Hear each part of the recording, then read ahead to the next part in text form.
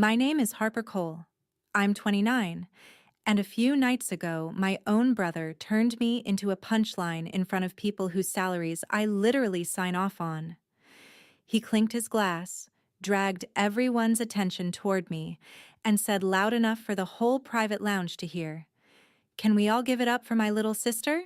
Still jobless, still figuring it out at 29." The room exploded. Some of them whistled, some shouted, "Speech!" And someone near the bar actually yelled, "Career mode, spectator." They laughed like my life was a meme, like I was some useless extra in a movie where they were the stars. None of them had any idea that every one of them had filled out onboarding paperwork for a company I built. None of them knew the faceless ownership group that controlled their bonuses was just me, a girl they'd decided didn't count. I didn't defend myself. I didn't list my clients, my revenue numbers, or the fact that the campaign they had been bragging about all night started as a sketch in my cheap notebook at a kitchen table. I just smiled, raised my glass, and let them think they'd nailed it. Let them believe the story they wanted, that I was the loser sibling, the one who never quite made it. Because while they laughed, I was already making decisions in my head about contracts, about power, and about what it really means to flip a table without touching a single plate. They thought they were humiliating me. They had no idea that 5 minutes later, the joke would end with HR emails, revoked badges, and a meeting they would never forget. Before I walk you into that room and show you exactly what I said when I finally opened my mouth, do something for me. Drop a comment and tell me what time it is, where you are, and which country you're watching from. I want to see just how far a story about family, ego, and revenge can travel. The thing about being the jobless sibling is that it doesn't start the night someone embarrasses you. It starts years earlier, in living rooms and kitchens and school auditoriums, where people decide who you are and then never bother to update the file. Growing up, my brother was always the star. If you walked into our house, you'd see framed photos of him in jerseys and blazers and graduation gowns, smiling like the world had been built to applaud him. My achievements lived in drawers, certificates my mom meant to hang when she got around to it. They never made it to the wall. Our mom, Patricia, didn't call it favoritism. She called it encouragement. When he made the varsity basketball team, she threw a party. When I placed first in a regional design competition, she said, "That's nice, honey. Maybe you can help your brother with his project." I learned early that in our family, charisma beat quiet effort every time. The first time my brother, Dylan, stole something from me, it wasn't money, it was credit. I was 14, he was 17, and he forgot to tell the judges at his business club competition that the app mock-up he was presenting was mine. I'd stayed up 3 nights stitching together screens in free design software on a second-hand laptop. He took first place. Everyone cheered, and he let them call him a natural, while I clapped from the back of the auditorium. That wasn't the last time. He got used to standing in spotlights I wired for him in the dark. I got used to swallowing it. Fast forward to my mid-20s. While everyone thought I was drifting, I was building something that didn't look like success to my family because it didn't fit their script. No corner office with my name on the door. No corporate ladder.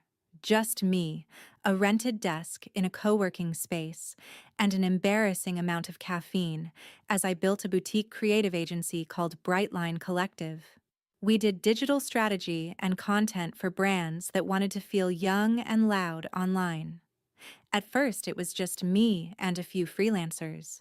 Then it was me and 2 full-timers. Then it was me and a team of 20 with clients whose logos my parents recognized from TV commercials. But here's the part that would make your eyebrows raise. Almost no one, including my family, knew I owned Brightline. Publicly, my COO, Jordan Hayes, was the visible face of the agency. He did the interviews, took the stage, smiled for the industry lists. On paper, he was CEO. Behind the scenes, the controlling ownership sat quietly under an LLC with my name on it. That was intentional. I wanted to build something without my family's commentary, without my brother trying to take credit or my mom comparing us like we were contestants. So when they asked how work was going, I said what they'd already decided to believe. I'm freelancing. I'm figuring things out. It's fine. It stayed that way for years, right up until the day Brightline's HR manager, not knowing she was talking to the owner's sister, showed me a resume and said, "We got a referral from a family friend for this guy. Seems charming, a bit light on actual results, but his references talk about him like he's a wizard with clients." At the top of the resume was my brother's name, Dylan Cole. My stomach dropped. He'd applied for a senior account manager role at my agency. Under experience, he'd glossed over 2 jobs he'd quit and padded numbers that didn't belong to him. Typical. Jordan liked his confidence and the way he could talk his way through mock scenarios. He could be great in front of clients, he told me. We can coach him on the rest. He didn't know that the person he was trying to sell me on was the same kid who once told me, "You're good as a behind-the-scenes type. Not everyone is meant to be seen." I had a choice: block the hire and reveal myself, or let Dylan in and see what he did when he thought he was just another employee. In a moment that now feels like foreshadowing, I said, "If the team thinks he's a fit, let's try him." So Dylan joined Brightline without ever connecting the dots. The company didn't have my name on it. The building was a converted warehouse downtown, all exposed brick and neon logos. Nothing like the beige offices my parents imagined when they thought real job. Dylan thought I was drifting between gigs, crashing on couches, and helping out here and there. The few times he saw me at the office, he assumed I was just visiting a friend. He never bothered to ask what, exactly, I did there. It fit the story in his head. He was the one on a career path, and I was the creative wanderer. The night he mocked me, still jobless, was just the latest chapter in a script he'd been reading from our whole lives. Only this time, he'd invited an audience I knew too well. Because those friends around him, the ones clapping and chanting and calling me failure, they were Brightline people. Strategy leads, video producers, social managers, people whose first day paperwork I'd personally reviewed when I approved their offers.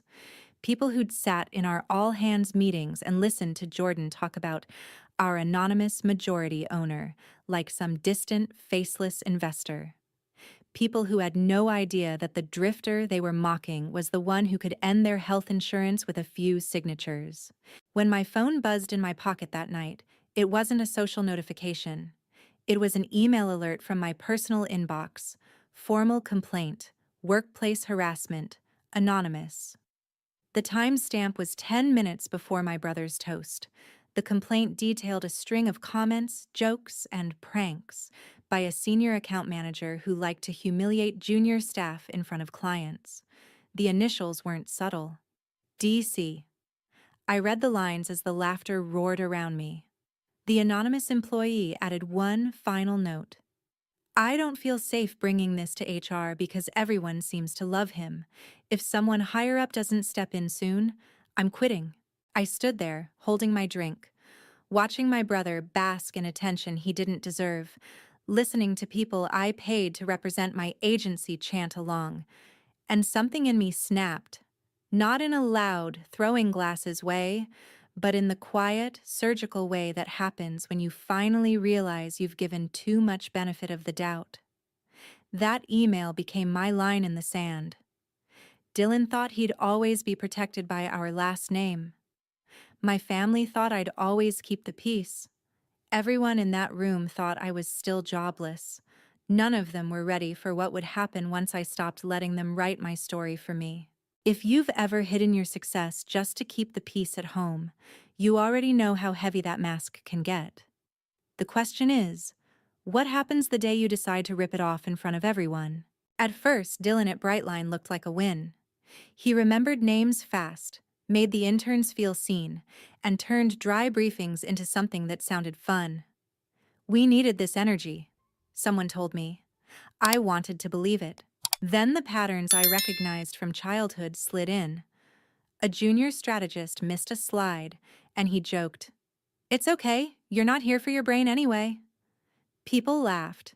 Her face didn't. At happy hour, he mimicked a video editor's stutter. In meetings, he'd say things like, "Let the kids take a pass, then the adults will fix it." All banter, all brushed off with, "Relax, I'm kidding." The reports came in pieces. A quiet comment from Lily, a DM about off jokes, a copywriter asking if we had an anonymous reporting system. My old instinct kicked in. Maybe they're overreacting. He probably doesn't mean it. That's the story I'd used to survive Dylan for years. Then we brought in a dream client, a huge beauty brand. Jordan and Lily nailed the strategy. The room felt good. Dylan was supposed to handle chemistry. Instead, he went off script. "I told our team," he said, gesturing at the client. "Even my little sister who can't hold down a job could get this one right." He laughed alone. The client didn't. He took another shot at wannabe creatives playing designer on their laptops. We lost the contract. Officially, different agency direction. Unofficially, through the grapevine, someone on your team had weird energy and talked about his jobless sister like she was a joke. Didn't feel right. Jordan dropped the email on his desk with a sigh. "We need to talk about Dylan. People are avoiding his accounts. Now this." While we were dealing with the fallout, Lily sent me a folder. Screenshots of Slack threads, quotes from conversations, a voice memo from a bar. There he was, calling a junior designer our diversity hire, telling an intern, "If you can't handle pressure, go back to group projects." Bragging, "Even my unemployed sister could do better with Canva." The emojis? Laughter. Some from the same people who'd cheer later in the lounge. Seeing it all together killed any illusion that this was just edgy humor. It was a pattern. It was power used to keep other people small, and it was happening under my roof. I stopped looking for gentle explanations and started preparing. I asked HR to walk me through formal disciplinary paths. I checked what we had recorded, for training purposes. With permission, I sat down with a few of the people Dylan had hurt. They were angry, embarrassed, exhausted. Most had stayed silent because they assumed he was protected. In the stories, I heard old echoes of myself. By the time Dylan raised his glass and called me still jobless, I'd already made my decision. That toast didn't create the problem. It just told me, loudly and publicly, that he saw me the same way he saw my team. Beneath him. The next morning, I scheduled the meeting that would change everything. An all-hands that wasn't about campaigns or goals, but about who we were willing to be when someone's jokes started costing people their dignity. The invite subject read, "All hands, culture and conduct, mandatory. No emojis, no fluff." By 10 a.m., the conference room was packed. Some people looked tense, others bored, a few defensive. Dylan wandered in late with iced coffee, flashed a grin, and took a seat near the middle like he was about to watch a show, not star in one. Jordan opened. "We can't do our best work if people feel small or scared," he said. "Today isn't about blaming one person. It's about holding a mirror up to all of us." He clicked to a slide with an anonymized quote from a complaint. "I feel like I'm one bad joke away from being publicly embarrassed." The room went quiet. My turn. I stepped up, hit play on the first clip. Dylan on a Zoom call. "If you can't handle a client raising their voice, maybe this industry isn't for you. We can't all be fragile little art students." Nervous chuckles in the background. Next clip. A bar recording. "We're practically a charity for junior talent," Dylan's voice said. "Have you seen some of the portfolios HR sends? My unemployed sister could do better with Canva." This time, the room didn't laugh. They listened to their own past reactions echo back at them. Then came Slack screenshots. Relax. It's just banter. If they can't take a joke, they're in the wrong place. Underneath, a question. Whose comfort are we protecting when we call bullying banter? I faced them. I built this place to be somewhere people don't have to swallow their dignity to cash a paycheck. Hearing how some of you have been spoken to? That's not who we say we are. Dylan raised his hand, disbelief on his face. Are we seriously playing secret recordings? He scoffed. Anyone who knows me knows I'm kidding. You're making it sound like I'm some villain. If I hurt someone's feelings, they could just talk to me. Lily spoke up, voice steady but tight. Some of us did, Dylan. You told us we were too sensitive and made jokes about that too. You could feel the shift. The usual energy flowed toward the person calling it out, not the one deflecting. Dylan felt it, and his tone sharpened. We're in advertising, not kindergarten, he said. If we start policing jokes, there'll be nothing left. And you... He pointed at me. You don't even have a real job, Harper. You float around making mood boards and suddenly you're the morality police? The old version of me would have shrunk. Instead, I clicked to the last slide. Power isn't just what you have, it's what you're willing to use. You're right, I said calmly. This isn't kindergarten. In kindergarten, there are consequences for hurting people on purpose. At this level, there are contracts. After this meeting, there will be more conversations, and some of them will end with people no longer working here. Dylan sneered. So what? You're threatening me now? I'm promising this team something I should have promised sooner, I replied. No one is untouchable. Not even you. The meeting ended with more questions than answers for most of the room, but for me, the next step was clear. The public mirror was up. Now I had to close the door and speak to Dylan not as his little sister, not as the girl he could roast in front of clients, but as the person who actually had the authority he kept pretending to have. What happened in that smaller room would decide whether this was just another dramatic meeting everyone gossiped about, or the day Brightline really, finally, changed. After the all-hands, the office felt like it was holding its breath. People shuffled back to their desks in clusters, whispering in low voices, glancing over shoulders to see where Dylan went. He disappeared into a conference room and slammed the door, his body language radiating fury so loud it might as well have been printed on a billboard. Jordan lingered by my side, running a hand through his hair. You sure you don't want me in the room when you talk to him? He asked quietly. I need to do this alone, I said. As his manager, yes, but also as something else. I didn't add the word sister. Jordan didn't know that part yet. Very few people did. The lines I'd drawn to keep my world separate were about to be erased in one stroke. Back in my office, I opened my laptop to prepare for the conversation.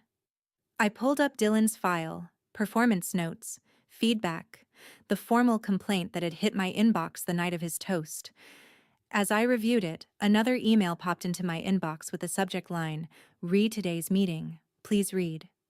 It was from an anonymous address routed through our internal system. I didn't feel safe speaking in the room, the message began. But I need you to know this isn't just about jokes.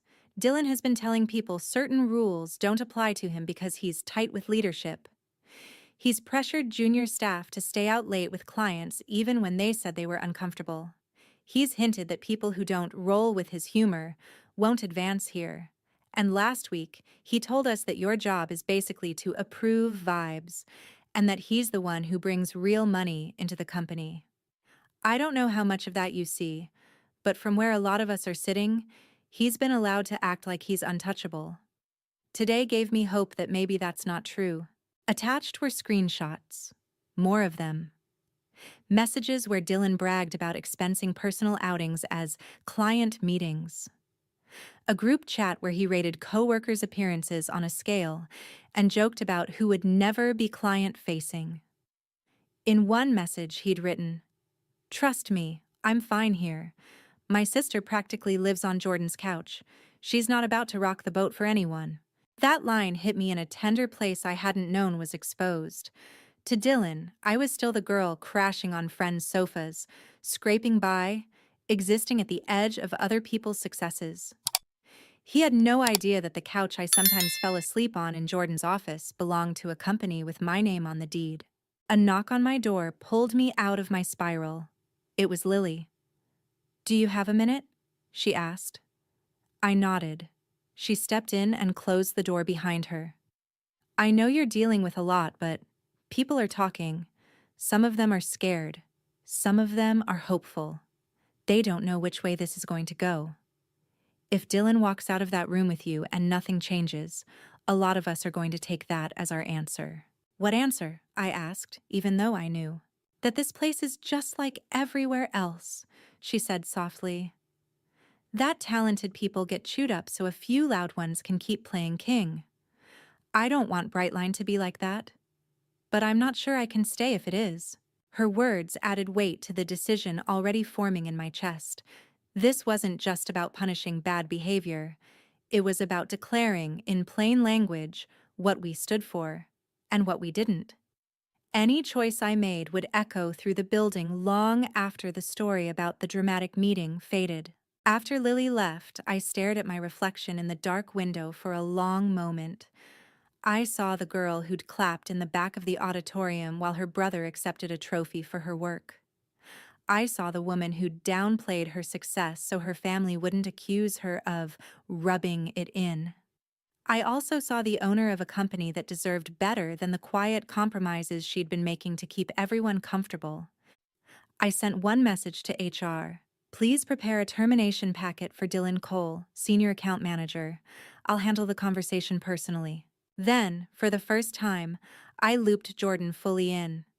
I walked into his office, closed the door, and said, "I need to tell you something I should have told you a long time ago.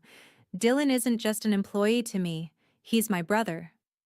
His eyebrows shot up. "That's a twist," he said slowly. "And you still want to move forward with this?" "I want to move forward because of it," I replied. "If I can't hold my own family accountable, I have no business asking this team to trust me." Jordan studied my face, then nodded. "Okay, then we do it clean. By the book. No drama. You want me in the room?" I shook my head. "No, but I might need you after." The truth is, firing someone you dislike is easy. Firing someone you love, someone who never believed you were capable of that kind of power, is something else entirely. But before I could think myself into a softer option, I sent Dylan a calendar invite. 1-1, conduct and performance, mandatory. 2 minutes later, he responded with a single word, "Sure." You ever reach the point where the fear of confrontation is finally smaller than the fear of staying the same? That's where I was. Whatever happened in that room was going to change my family forever. It was also going to change Brightline. I just had to decide which future mattered more. Dylan strolled into the small conference room 5 minutes late, like this was any other check-in. He flopped into the chair opposite me, spinning it slightly on its axis. "So," he said, stretching the word out, "am I here for another lecture on tone? Or did someone complain that my coffee orders are too aggressive now?" I closed the door gently and sat down. "Sit up, Dylan," I said. "This isn't a joke." He smirked, but he straightened a little. "You really leaned into the dramatic boss energy in there," he commented. "Recording people and everything. Didn't know you had it in you." "There are things you don't know about me," I replied. "That's part of the problem." He scoffed. "Come on, Harp. I've known you my whole life. I know you. You're not about to ruin my career because a couple of interns don't like my sense of humor." I slid the printed complaint across the table toward him, followed by a stack of screenshots. "This isn't about a couple of interns," I said calmly. "This is about a pattern. You've undermined junior staff, made discriminatory comments, misrepresented expenses, and cost us a major client. When people tried to talk to you about it, you mocked them. And then you mocked me. In front of those same people." He barely glanced at the papers. "They're overreacting. Everyone's so soft now. And you? You're making this personal because of one stupid toast. It is personal, I said. It's personal to every person you humiliated. It's personal to every employee who watched you get away with it and wondered if this place was safe for them. And yes, it's personal to me, because you did it on my watch, in my company. He laughed, genuinely amused. Your company, he repeated. That's cute. You do some scheduling, boss people around about timelines, and suddenly it's your company? I took a deep breath. This was the moment I'd been circling for years. Dylan, Brightline isn't just a place I work. It's mine. I held his gaze. I founded it. I own it. Jordan is the public CEO because that's how we set it up. But the controlling interest sits with me. The anonymous majority owner everyone talks about? I tapped my chest. That's me. For the first time, he went completely still. The smirk fell off his face like someone had flipped a switch. You're lying, he said, but there wasn't much conviction behind it. Ask HR, I replied. Ask legal. Ask our accountant. Or better yet, think about every time you've heard someone talk about our investor or our silent partner, and how weird it is that I'm in every leadership meeting for someone who's supposedly just a project manager. I let you believe I was drifting because it was easier than dealing with your jealousy or our parents' commentary. That's on me. But your behavior here? That's on you. Color crept up his neck. So what? He said, voice tight.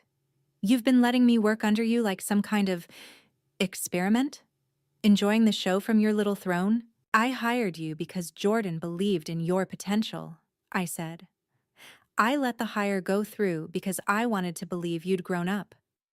I stayed anonymous because I wanted to see who you'd be when you thought no one in the room needed you more than you needed them.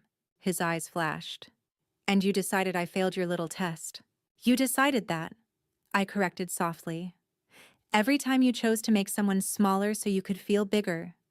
Every time you traded respect for a cheap laugh. Every time you guaranteed you'd be the most powerful person in the room by convincing yourself everyone else was replaceable. He leaned forward, anger sharpening his features. You think you're better than me now, is that it? Because you've got some paperwork with your name on it? Mom and Dad mortgaged half their future to help you chase your dream when you were messing around in that co-working space. I'm the one who stayed home. I'm the one who visited them every week. Don't talk to me about who's selfish. There it was. The family grenade he'd been holding. They didn't tell you that part, I said quietly. They offered to help. I said no. I took out loans. I maxed cards I wish I hadn't. The only thing they gave me was doubt. Doubt they thought was love. Are you sure this is realistic? Maybe you should get something stable first. I built this place in spite of that, not because of some secret bailout. He stared at me, searching for a crack. Even if that's true, you're still my sister, he said. You're really going to fire me? Make me the villain in your little company's story? What are you going to tell Mom? That you destroyed your own brother because a couple of snowflakes couldn't take a joke? I thought of Lily's voice in my office, of the anonymous email writer saying today had given them hope, of the clients who trusted us to represent their brands without turning their teams into targets. If I don't fire you, I said slowly, what I'm really telling Mom is that she was right about me all along, that I'm too soft to lead. What I'm telling everyone here is that their safety is optional when the person hurting them is someone I love. His eyes narrowed. You're serious? Dylan, I said, my voice breaking just a little around the edges. I love you. I will always want good things for you. But I won't let you burn down what I built just because no one ever told you no and meant it. For once in our lives, the consequences are going to fit the choices, not the story you've sold people about yourself. He swallowed, looking away. So that's it? He asked. You're going to strip everything from me in front of my friends? Humiliate me? Make some grand example? I thought of the lounge, the toast, the laughter that had rolled over me like a wave, the way he'd looked so sure that I'd never fight back, because I never had. "I'm not going to humiliate you," I said. "I'm going to tell the truth. What people do with that truth is up to them." Then I slid the termination documents across the table. "Your employment at Brightline is ending effective immediately. HR will walk you through the logistics. Equipment return, benefits, all of it. You'll be paid out according to your contract. You're not being publicly dragged. You're being held accountable." He stared at the papers, then at me, hurt warred with fury in his eyes. "You're choosing them over me," he whispered. "I'm choosing me," I answered. And the version of me who promised this place would never become the kind of environment that broke her. If you ever decide to actually do the work, to learn, to apologize, to change, I'll be your sister on the other side of that. But I won't be your shield anymore. He didn't sign the papers right then. He stood up, knocking the chair back, and left the room without another word. HR would catch up with him. The legal process would roll forward whether he dragged his feet or not. What mattered right now wasn't his signature. It was the line I'd finally drawn. Here's something people don't talk about in revenge stories. Sometimes the real revenge isn't the dramatic takedown. It's the quiet moment you refuse to keep sacrificing yourself just to keep someone else comfortable. Still, there was one more thing I had to do. Not just for me, but for everyone who'd watched that lounge scene and decided their boss must think of them the way my brother did. I had to tell them who I really was, and what that meant for their future. Word travels fast in a company, but nothing spreads like the sentence, "Did you hear? Dylan's been fired." By the next morning, the rumor had gone from cautious whisper to accepted fact. Some people looked relieved. Others looked nervous, waiting for the catch. We'd all seen flashy crackdowns in other places that ended up being for show. I didn't want this to be one of those. So I did something I'd been avoiding for years. I put my real name where everyone could see it. A new all-hands invite went out. Company, update, ownership, and culture. Attached was a brief note from Jordan. "You'll want to be in the room for this." When the team gathered, the mood was different than the last meeting. Less defensiveness, more raw curiosity. A couple of people glanced toward the back, as if expecting Dylan to swagger in late with a story about everything being overblown. His seat stayed empty. Jordan opened again, but this time he kept it short. "You all know me," he said. "You know what I do here. What you may not fully know is who I do it with. Today, we're pulling back the curtain. No more anonymous ownership, no more guessing." He turned to me. "Harper?" I walked to the front, my heart thudding, palms damp. On the screen behind me, a new slide waited, our logo at the top, and underneath, a simple line. Founder and majority owner, Harper Cole. Next to it was a photo I hated seeing of myself, taken on the day we signed the lease on our office. I looked younger, tired, but fiercely hopeful. There was a beat of silence. Then the room collectively inhaled. A few people actually said, "Wait, what?" out loud. Lily's eyes filled with tears. Someone near the back whispered, "I knew it. I should have told you this a long time ago," I began. When we started Brightline, I chose to stay in the background for a lot of reasons. Some strategic, some personal. I was scared that if my family knew what I was building, they'd try to control it, or compare it, or tear it apart.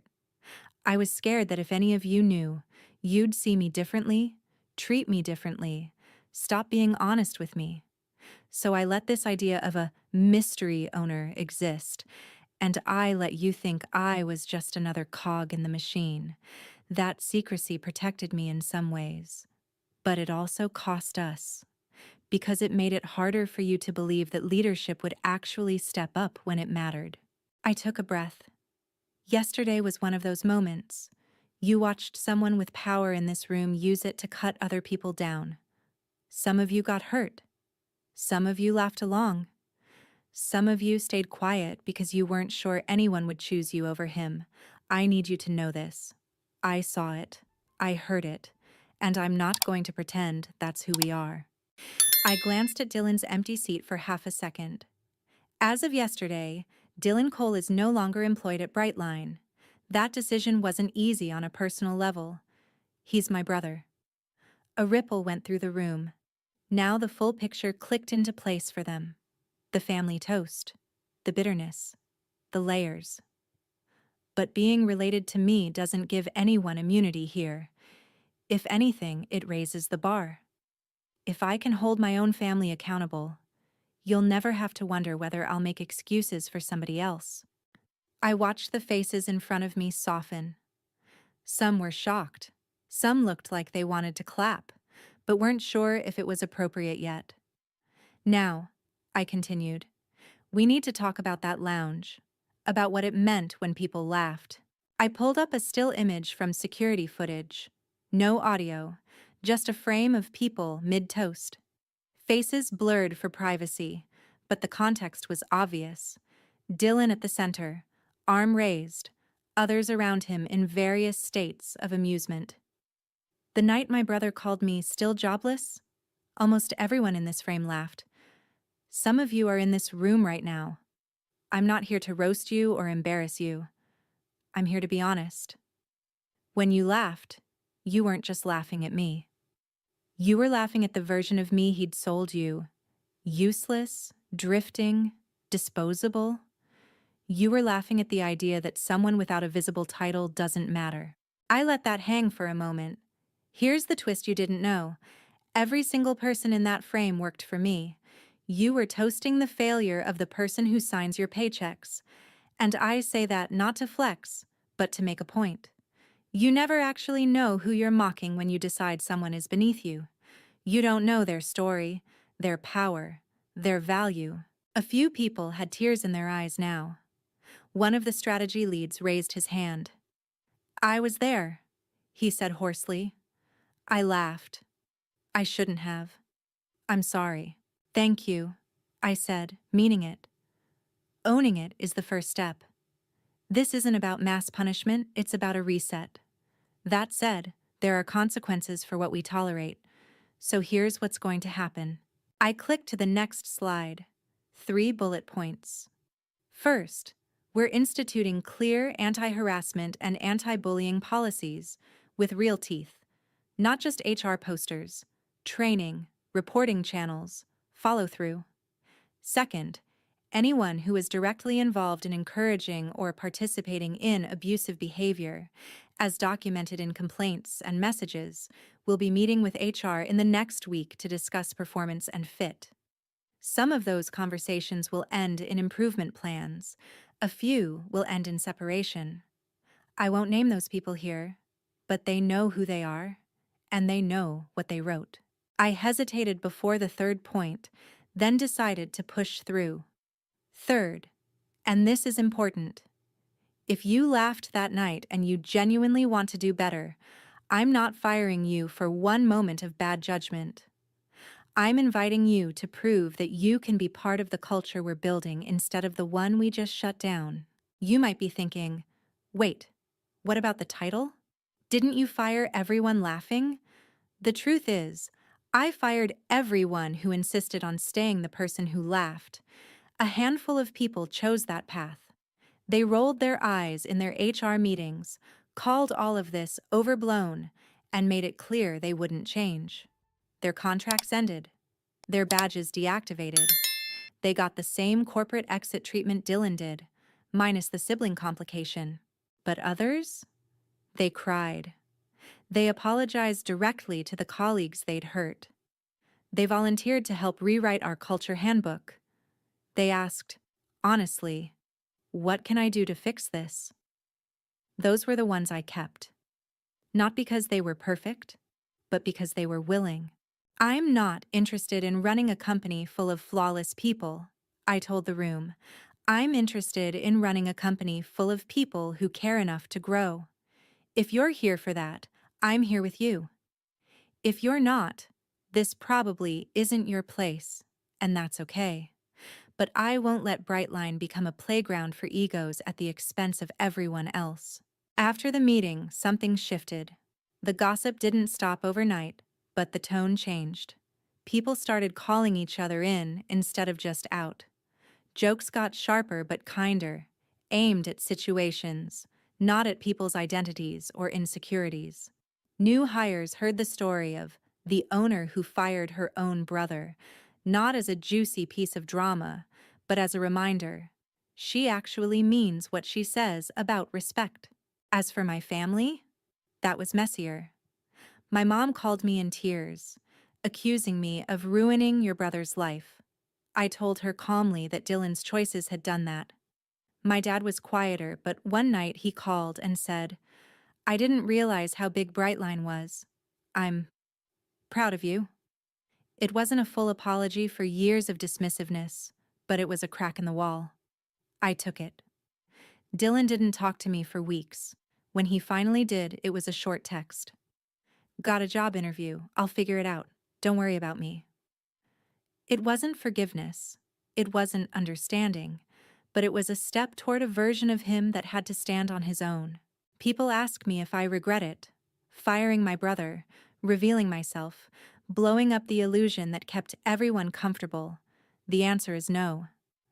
The night he raised his glass and called me still jobless, he thought he held all the power. The real revenge wasn't firing him. It was showing him, and everyone else, that the person you underestimate the most might be the one writing the ending. If you've ever been the less successful sibling, the quiet one at the table, the person people laugh at because they think you'll never speak up, I want to ask you this. What would change in your life if you stopped waiting for their permission to take up space? And if you've ever watched someone get torn down at work and said nothing, here's your gut check. Next time, are you going to be one of the people laughing or one of the people standing up? Because in the end, that's the real twist in any revenge story. It's not just about the person who finally fights back. It's about everyone else who has to decide which side they're on when the tables turn.